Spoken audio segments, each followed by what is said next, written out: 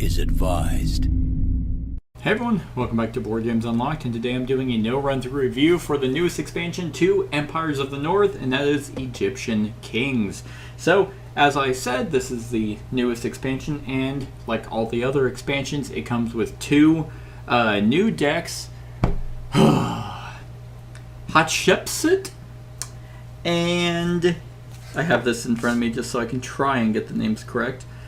Amenhotep are the two newest expansions that come with it, both at a difficulty, well, not both, difficulty 8 and difficulty 9, which I think is kind of seems to be the standard for the expansions, is that the base game ranged in difficulty, and I feel like every expansion has had like they're all really high, but not to deter you from actually getting this, because I think that they're all still pretty easily graspable. I just think that the card combos that with the difficulty is really kind of where it comes into play, like with the 8s and 9s versus the 1s, where it's pretty basic on what they're all going to do. These kind of come in, have a little complexity to it. So let's talk about Hatshepsut, and she is pretty interesting. She starts with, her regular 3 basic fields that give her, she has fish and then sheep and then stone, kind of your bog standard. But at the beginning of the game,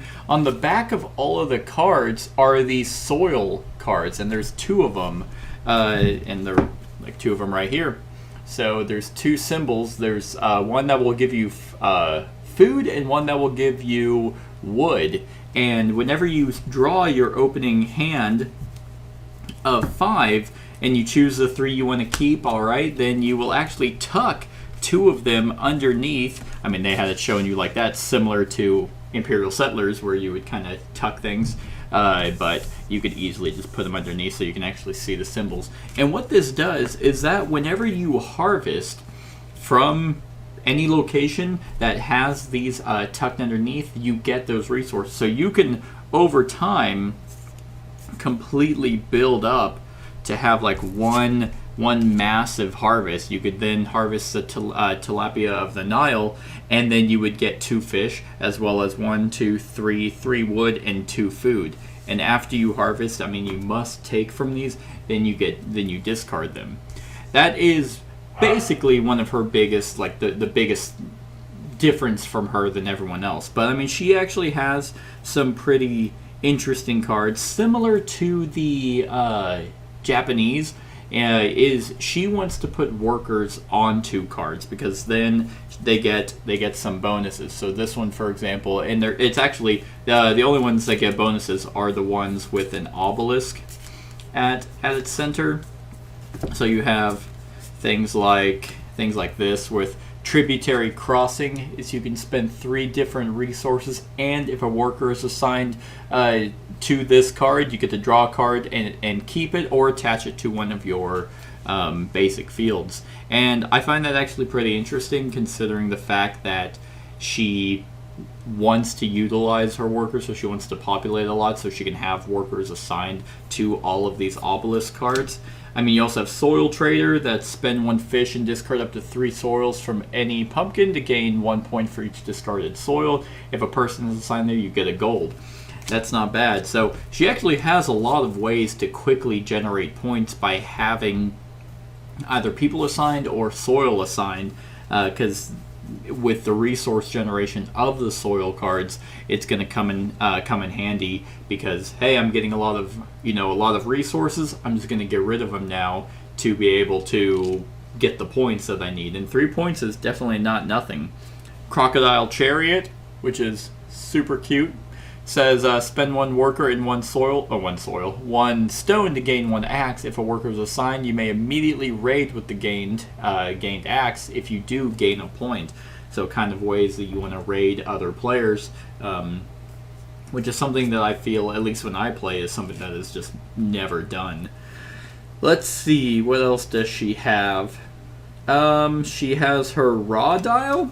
This one's pretty cool. You can spend a stone and gain 1 point, and then, if possible, you can simultaneously move 2 workers, 2 cards that do not have an assigned worker. So you do have ways to move your workers that are not there permanently. There's this work in there, and then it's like, hey, I actually need you over there. So if you have a bunch of cards and a bunch of obelisks played out, you can use that ability first to move them to a spot. Then you can do those actions to get the little bonus. This one I thought was pretty neat. Is a feature.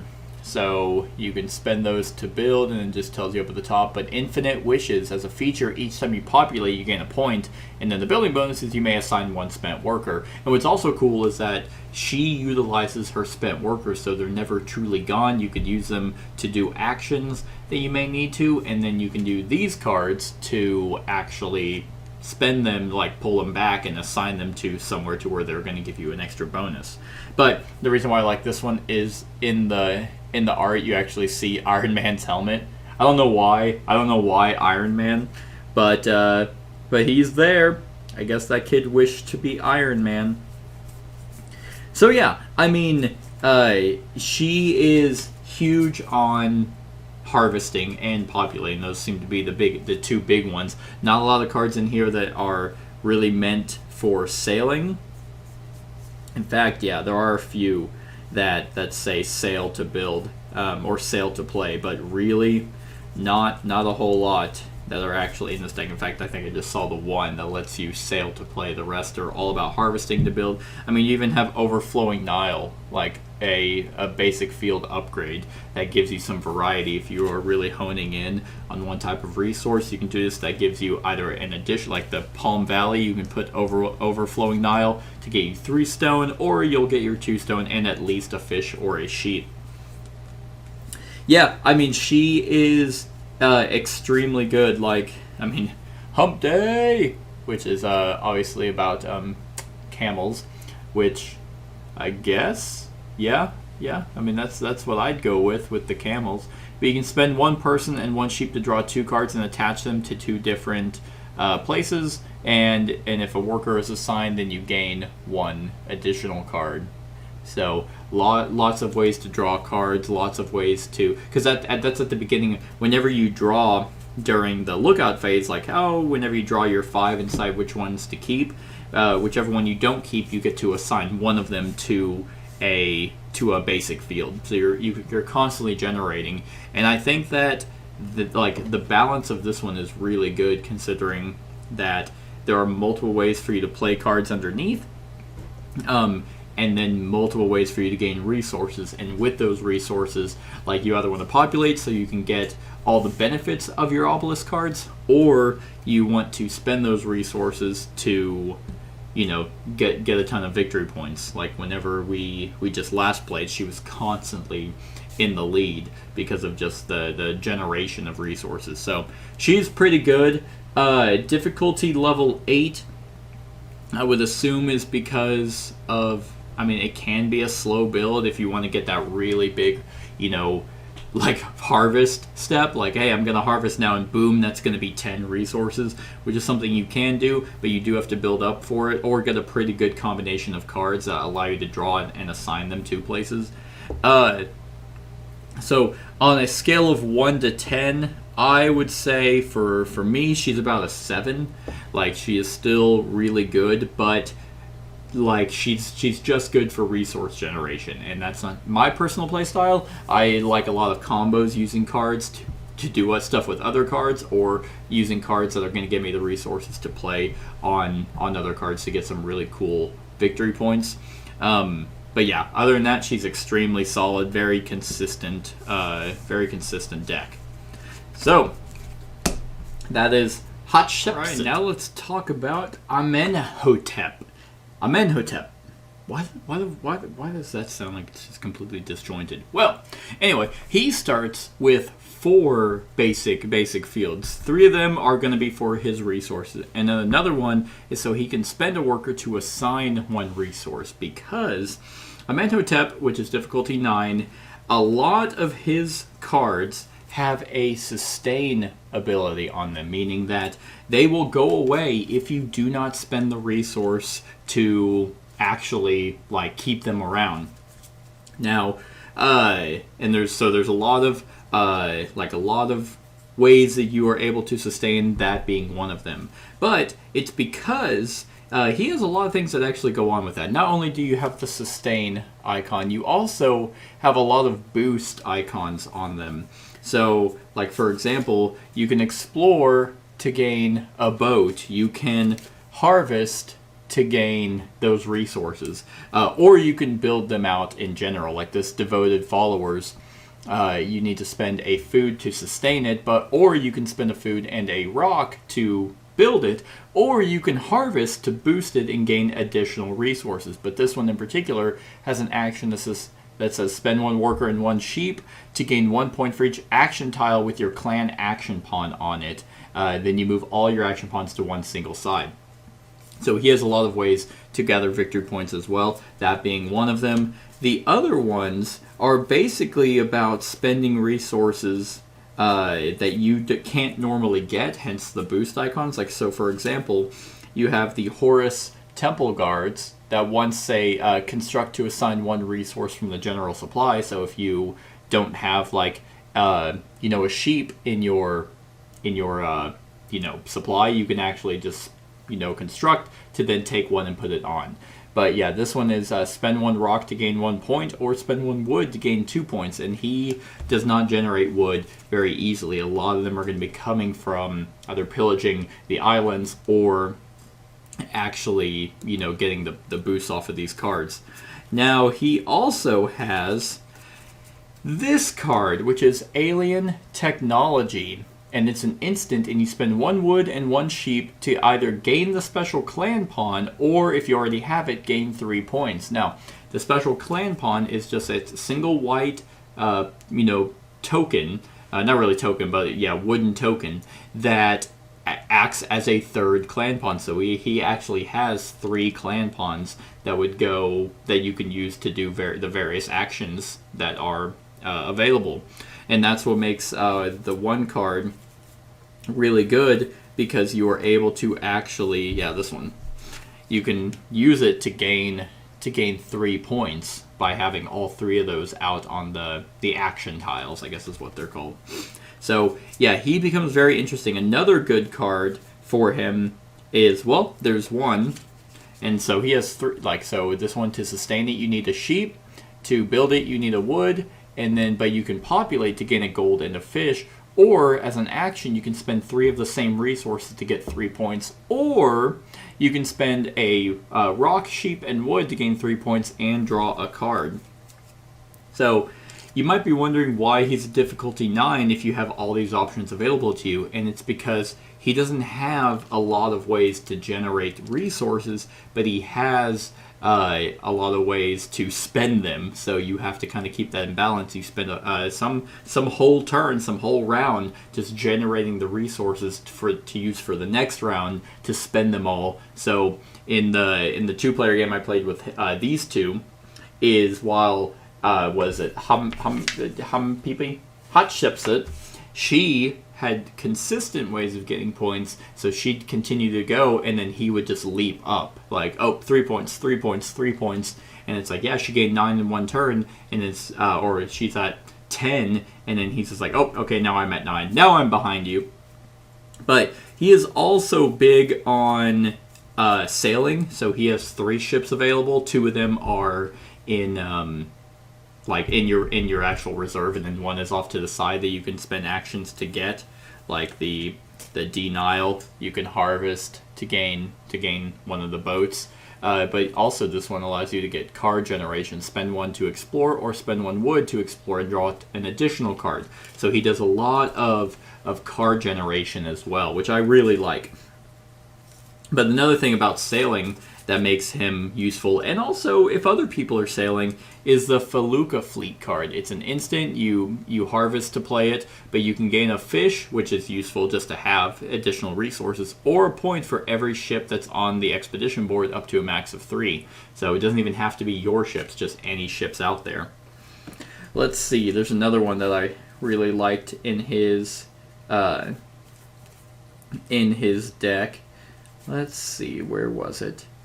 So he has a feature that is March of the Priest. Each time you assign a resource, you may spend 1 resource to gain a point. So a little bit of point generation if you have a lot of ways to assign resources. Let's see. It is right. This one was good, especially with some islands that you can get. But dark magic allows you to spend 2 resources, any 2, to gain 2 gold. And if you have 2 clan action pawns non-adjacent, you gain a point. So because of you having 3 clan action pawns, you can actually have, as long as 2 of them are non-adjacent, you'll get a point for doing that. This one, the Beast, or the Bast in Her Glory, which love the title, but Bast in Her Glory is very good because, if it ever focused, you can spend a rock to draw 2 cards, and if you have clan action pawns on the action tiles, then you get to do the boost action. So what that means is, like, if I draw these 2, and there's nothing here, but if I had a clan action pawn on harvest, then I would get to do that harvest boost action, and that would get me a boat, and then the other 2 get discarded. And you're rewarded if you can't. Like, if you do 2 that you couldn't do, you just discard them, and you get to retrieve a worker. So that's pretty nice. At least you get a worker back. But yeah, he takes a while to actually set up because of just how, it's a pretty good balance between the 2, because he has to spend resources to sustain his cards, and he doesn't generate a whole lot, but he has ways to get more with boost cards, as well as she just has a bunch of ways to generate resources, and she spends all of them as well, but she doesn't do a whole lot with sailing. She doesn't do a whole lot with other people. Like, he has cards that, exhaust one of your clan action pawns to steal a resource from another player. He has a lot of ways to draw cards, and you're going to want to draw cards because of the boost actions on them that will just generate you a whole bunch of resources and supplies. So yeah, he is pretty good. I think the raw is you can spend one person to harvest, and then you can spend another person to assign a resource. So this action lets you harvest without spending an action tile, and if you can get the clan action pawn, then you just have multiple ways of harvesting to spend for a completely different turn. On the one that, let's see, where was it? It was, I think you had to spend 3 of the same. Oh yeah, the golden business, which I think I already showed, but yeah, golden business, you spend 3 of the same to get 3 points, or 1 of each to gain 3 points and a card. And then there's another one that's spend any 2 resources to get 2 gold, which at the end of the game is 2. And what's also interesting is gold is only going to be used for spending it for other stuff, but it cannot be used to sustain cards. One thing that I am kind of confused on with him, and I don't think it ever really explained it, is if the sustain keeps them there, or if you have to consistently sustain. So each location has a sustain space, various effects, allow you to assign resource cards. In order to sustain them, you may not assign resources without taking these actions. Once assigned, the resources cannot be removed from the card. Oh, there we go.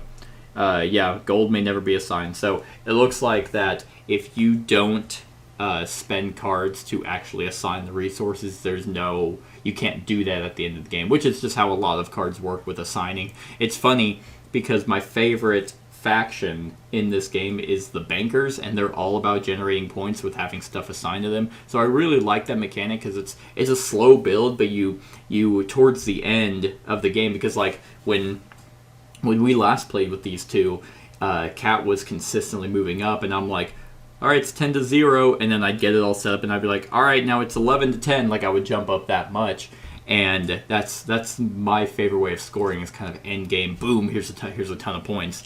So yeah, having the preservation techniques to spend people to assign resources is good, because that at least allows you to keep cards. Otherwise, like this one, for example, if you have no way of assigning the sheep to it, then you can't just be like, oh, I'm going to put a sheep on it. Even if you have it at the end, you have to have ways to do that.